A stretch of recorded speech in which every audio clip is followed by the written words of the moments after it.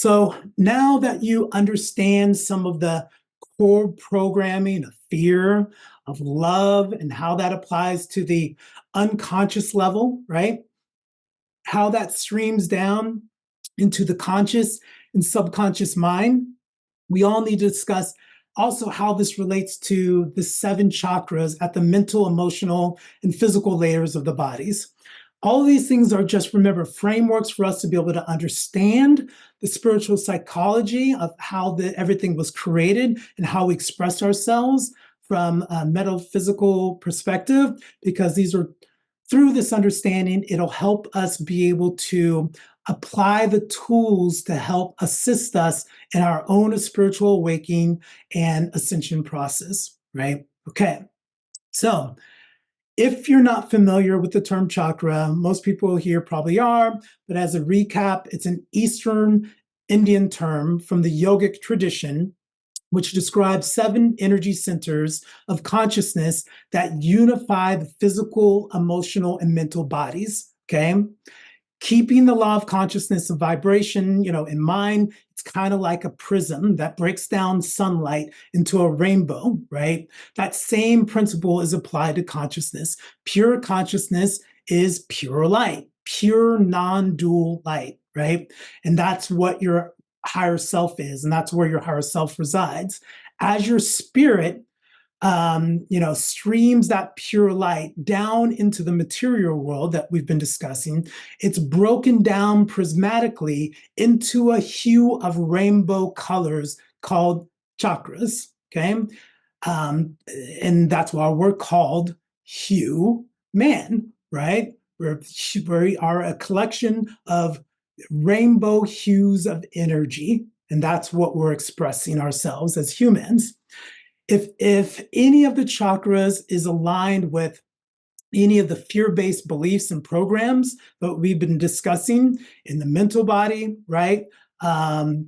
If there's any constricting emotions that are in the emotional body, if there's any ailments in the physical body, right? It's essentially revealing an imbalance in the 3-body system, and the 7 chakras of the human aura are created, and it will reflect it there. Okay, so the colors of the aura can indicate when a chakra is open, or and maybe there's any issues with the chakra. You've seen some of those kind of Kirlian photographies. You can go to certain fairs or things like that, and you'll see it. So sometimes you can use that, and you can see, even within your own aura, different colors, and then it will reflect where there's an imbalance, right? And when I say an imbalance, it can mean that there is a blockage, or it could be an imbalance where there's just a chakra that's overactive as well, right? So remember, it's about balance. It's about opening, but opening to a point where it's in balance and it's not overactive. We don't want it to be inactive, and we don't want it to be overactive. So the first chakra, right, has to do with safety and security. The second chakra has to do with sexuality and creativity. The third chakra has to do with power and vulnerability. The fourth chakra has to do with compassion and forgiveness. Fifth chakra is all about communication and expression.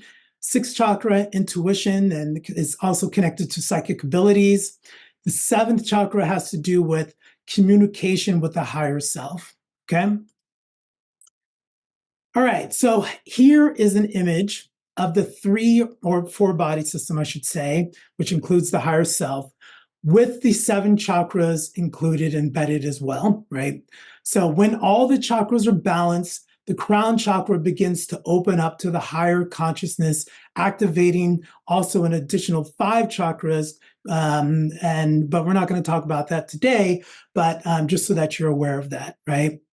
But let's go ahead and look at the 3 bodies and how they connect to the 3 levels of mind. So you're going to see here where you have the 7 different chakras, but each one of the chakras also has a connection with the mental body, with the emotional body, and with the physical body, right? So you can have some type of express blockage, or like I said, inactivity or overactivity expressed at the mental, emotional, or physical level for each one of these chakras. That's the main takeaway from this, right? So understanding how that actual works. So when you're trying to inspect and you're doing your introspection work and you're trying to figure out where you might have blockages, or maybe you're practicing Reiki or participating in the Reiki mandala healing,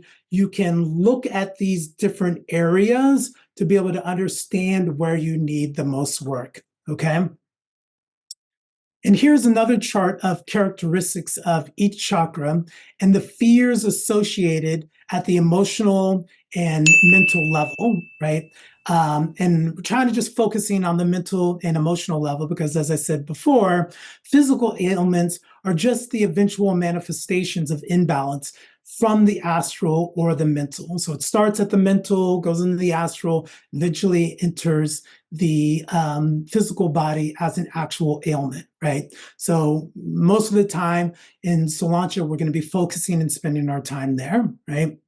And this is just meant to be just a general outline with some basic examples, some more extreme than others. But remember, there's an infinite variation of severity with each of these. The bottom line is that the basis of limiting beliefs will fall into the categories of one of these 7 chakras, okay? And whenever, Katya does a Reiki healing, she always begins with scanning the chakras to determine where the imbalance may lie. And by having a deeper understanding of the spiritual psychology, the 3 and 4 body system combined with these 7 chakras, this will help you connect the dots and between the imbalance of limiting beliefs and the dark shadow projections that you have of the false ego that manifest as imbalance in the mental, astral, emotional, and physical bodies, right? So it's really important to be able to look at that. I won't cover all of these, and I'll probably include this as a document within the mystic section, so you can be able to reference this moving forward. And of course, there'll be a replay that's here. But you can quickly be able to see that there's a list of different fears at the emotional body level, right? And at the mental level. And you can see what that looks like on the first, second, all the way to the 7th chakra. And then you'll be able to see on the other side what that looks like when you've integrated and balanced that chakra, right? And what awareness looks like from that perspective when you actually do that, okay?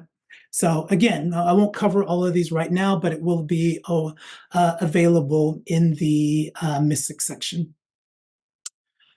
Okay, so remember, the goal and purpose behind SOLANCHA is to establish balance and equilibrium within the mental body, the emotional body, and the physical body, aligning ourselves with the higher self and the divine will to balance all the elements, to be able to heal the false ego and align ourselves with the higher self, the mental level, the emotional level, the physical level, right? And all of this creates spiritual maturity.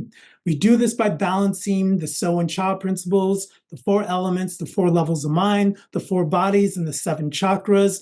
We do that by understanding the metaphysical laws and the principles, and then we apply healing based on those laws and understanding and principles through our meditative practices, through the energy work, the breath work. There's also just, psychological work, the journaling, all of the different tools that we provide as well to be able to do all those different things.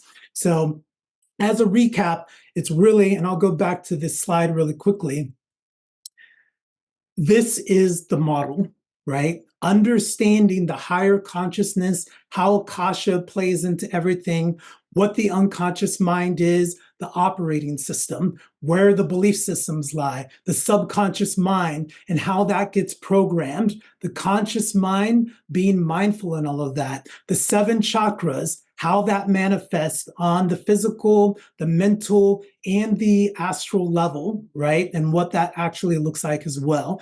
This is your model for healing, and this is a map of really of esoteric or spiritual psychology. And you're using this as a roadmap to apply your healing and to understand the healing journey, right? That's what's actually taking place. So this is also I'll include this also in the mystic space, because this is something you should just be keeping in mind and pay attention to whenever you're doing any of your healing work, whenever you're doing your shadow work, introspection, writing, meditating, and thinking. You want to be able to look at, okay, where is the root issue? Where is the causal chain of events that's creating the imbalanced expression that I'm having right now? Do I need to address this at the unconscious level, the subconscious level, the conscious level? How can I even know? Can I look at the expression of the chakras to be able to determine what would happen? How do I want to tackle this? Maybe I'll tackle it at the subconscious level first. Maybe I need to do it at the unconscious level as well, right? This is your, spiritual, psychological anatomy, right, and chart for you to be able to utilize to really be able to chart a clear path for your healing journey. So that's really incredibly important. And that's what you want to be able to look at and apply all those things we've talked about today about it.